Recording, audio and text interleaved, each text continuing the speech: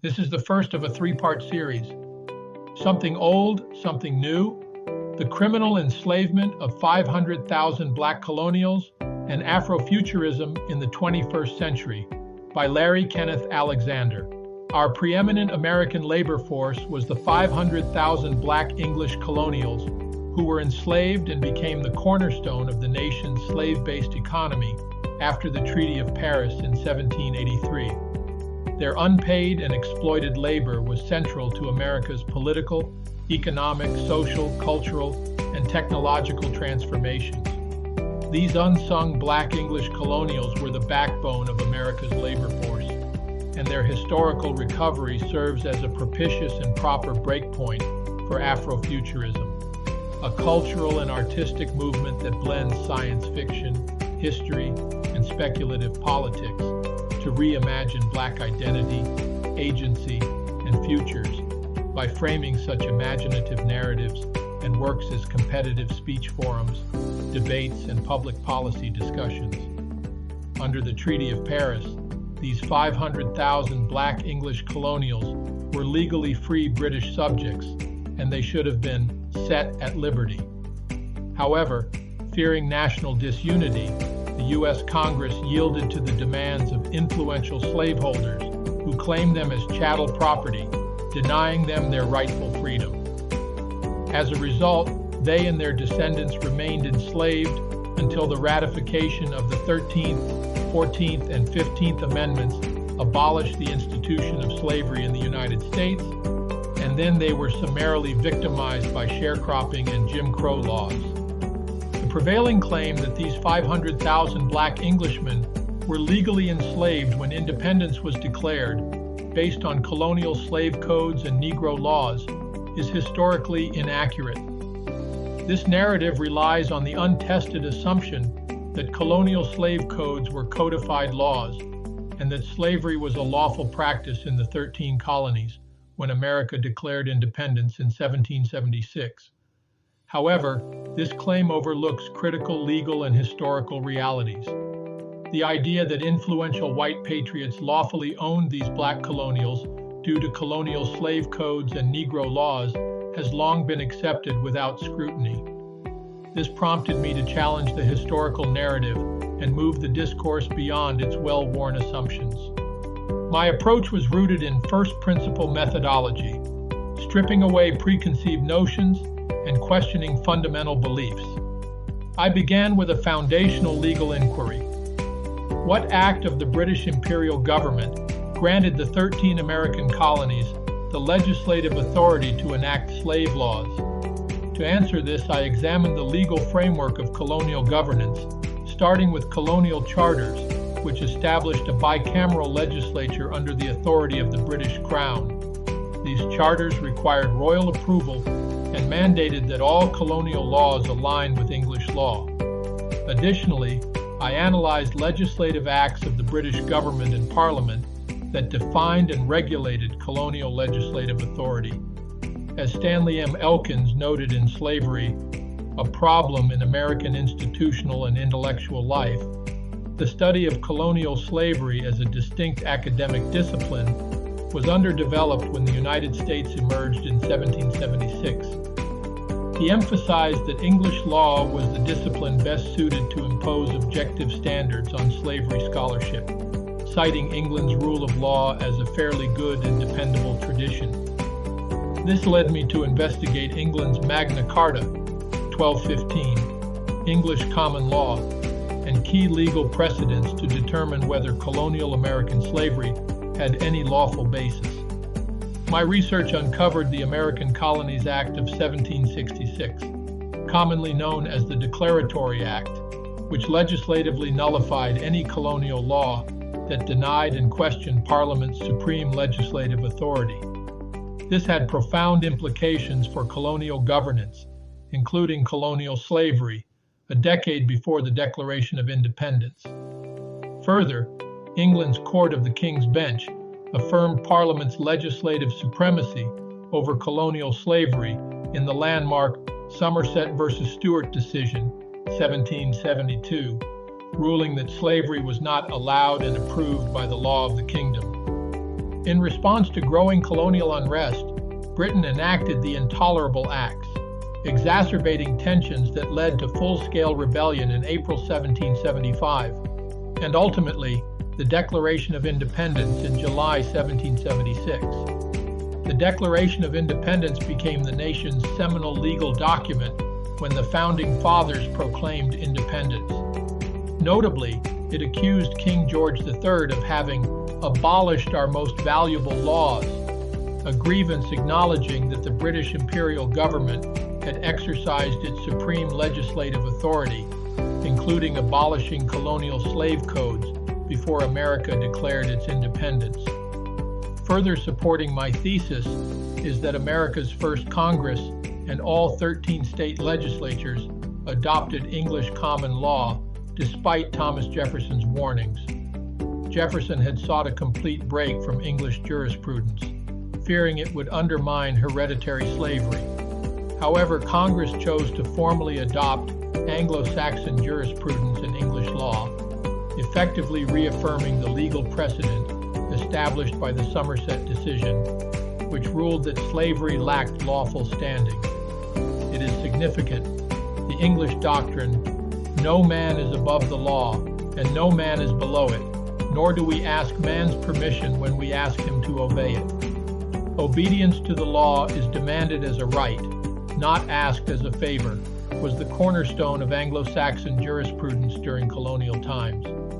Under the English rule of law, once Parliament enacted a law, it automatically became the law of the land.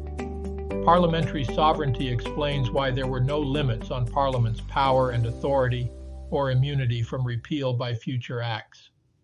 Under the Anglo-Saxon jurisprudential doctrine of parliamentary sovereignty, the Parliament of Great Britain could make legislation on any subject it wished during colonial times. There were no legal limits on its lawmaking powers, and parliamentary sovereignty was the controlling legislative body over the American colonies when the American Patriots declared their independence in July 1776. History support, Section 2 of the American Colonies Act of 1766 was self-executing. It nullified all colonial resolutions, votes, orders, and proceedings in any of the said colonies or plantations, whereby the power and authority of the Parliament of Great Britain to make laws and statutes as aforesaid is denied or drawn into question, are hereby declared to be utterly null and void to all purposes whatsoever. See American Colonies Act of 1766, Section 2. The Kingdom of Great Britain during the 1760s had a predominantly political as opposed to a predominantly legal constitution, as any limits on the Parliament's power to enact legislation came from political pressure, not from the law. Parliamentary sovereignty, as applied during the 1760s concerning the American colonies, did not provide for entrenchment, and if it had, such would have destroyed parliamentary sovereignty in the kingdom, which did not occur. These legislative actions meant that the principle, all men are created equal, also applied to black English colonials under the rule of law.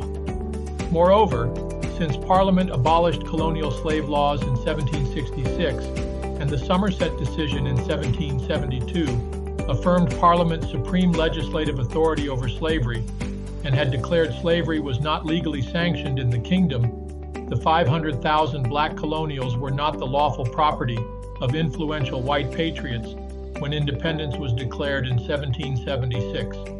They should have been freed under the Treaty of Paris, 1783.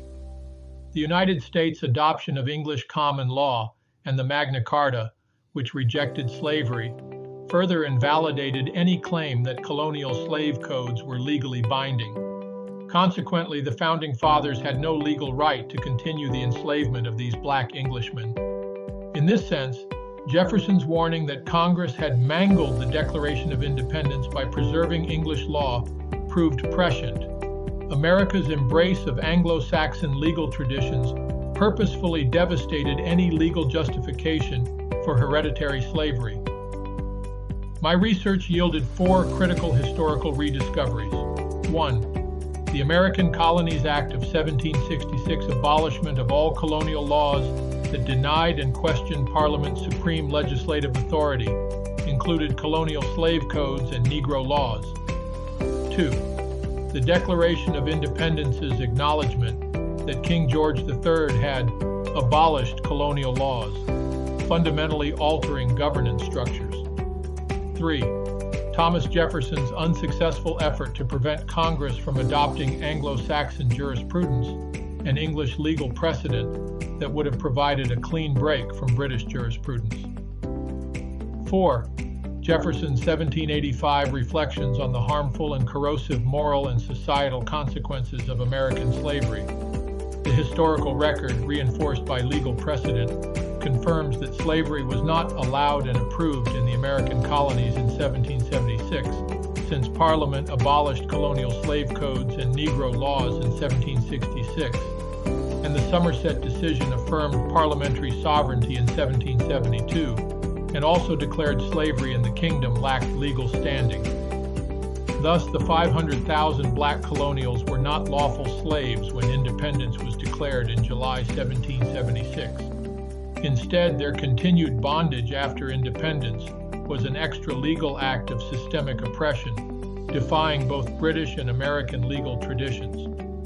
Ultimately, my thesis resolves both the legal and moral questions surrounding the Treaty of Paris, 1783, and the enslavement of the 500,000 black English colonials. Thesis I. Something old. The criminal enslavement of 500,000 black colonials. By English law, Africans brought to British America in 1619 were indentured servants, not slaves.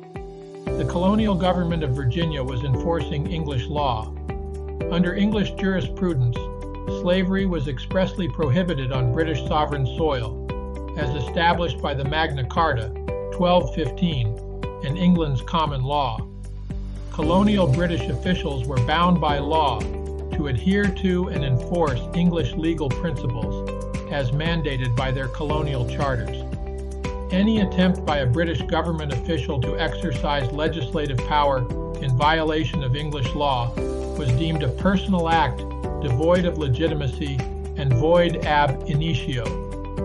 Concerning the void ab initio theory, in the Marbury case, Chief Justice John Marshall ruled that a legislative act contrary to the Constitution is not law. If two laws conflict with each other, the courts must decide on the operation of each.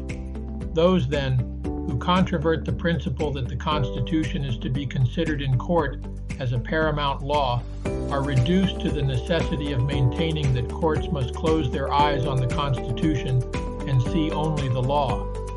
This doctrine would subvert the very foundation of all written constitutions. It would declare that an act which, according to the principles and theory of our government, is entirely void, is yet in practice completely obligatory.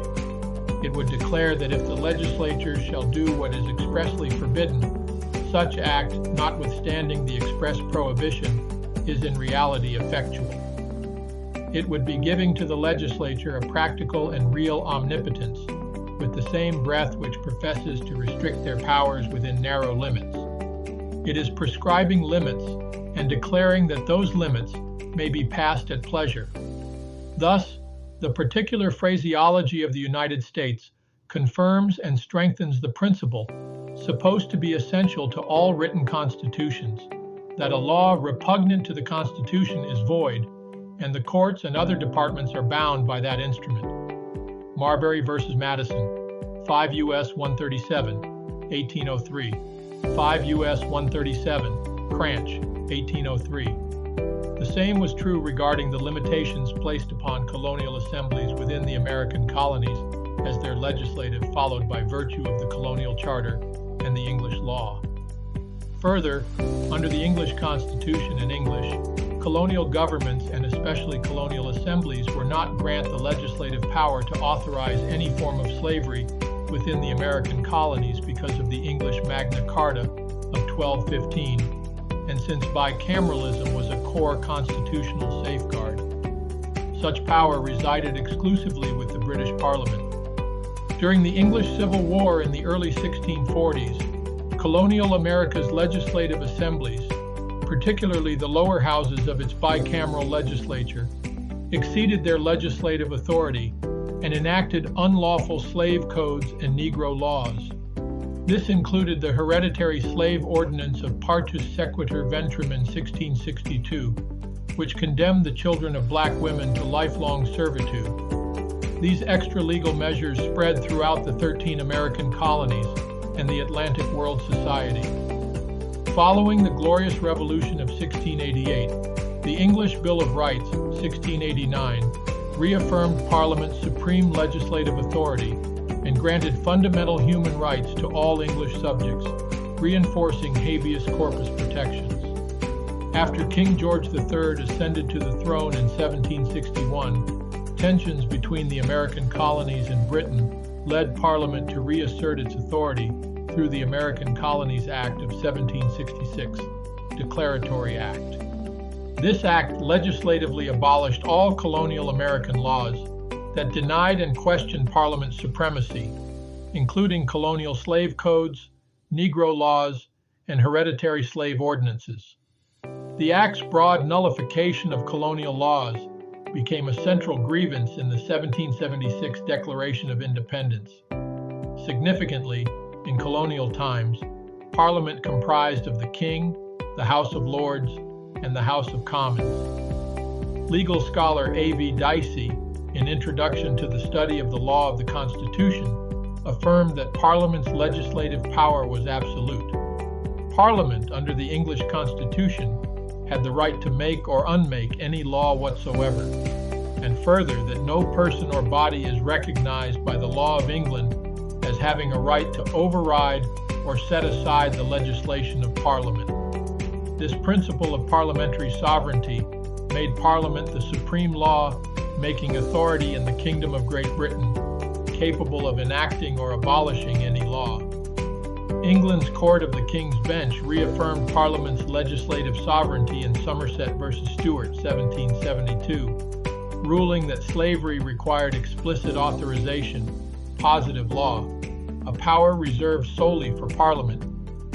Moreover, the British High Court found that slavery was not allowed and approved by the law in the kingdom 3 years before the American Revolution. Once the Somerset decision affirmed Parliament's exclusive legislative power, all colonial slave statutes became void ab initio, and as Parliament specially provided in its 1766 Act that such colonial American legislation was null and void for all purposes whatsoever, this ruling restored liberty and fundamental legal rights to enslaved black American colonists under English law. The British imperial government's abolition of colonial laws in 1766, affirmed by Somerset in 1772 and reinforced by the U.S. Congress's 1776 adoption of Anglo-Saxon jurisprudence and English law shatters America's false narrative that colonial slavery was lawfully inherited from Britain. It also exposes as fiction the claim that the enslavement of 500,000 black Englishmen after the American Revolution was lawful and aligned with international norms. Political theorist Edwin Mims, in The Majority of the People, observed, "When in 1766, this modernized British Parliament, committed by now to the principle of parliamentary sovereignty, unlimited and unlimitable, issued a declaration that a parliamentary majority could pass any law it saw fit, it was greeted with an outcry of horror in the colonies. Yet historical records contradict this. When news of the American Colonies Act reached the 13 colonies in May 1766, it was widely celebrated. Colonial festivities, speeches, and even the erection of a statue of King George III in New York City marked its reception. History confirms that the American Colonies Act did not provoke colonial protests. Most colonial leaders understood it as a mere restatement of the constitutional status quo. Virginian lawyer and slaveholder John Randolph, whose father, Sir John Randolph, was the only Virginian ever knighted, remarked in 1766 that the American Colonies Act made explicit what had already been established in 1689. colonial leaders likely recognized its parallels to the dependency of Ireland on Great Britain Act of 1719, Irish Declaratory Act of 1720, which similarly asserted Parliament's absolute authority. The absence of colonial protests, the act suggests a collective consciousness of guilt. Colonial lawmakers knew they had exceeded their legislative authority and feared criminal repercussions from Britain's imperial government. The act delivered a devastating moral and economic blow to colonial America, rendering its racialized laws, votes, and hereditary slavery ordinances null and void in all cases whatsoever.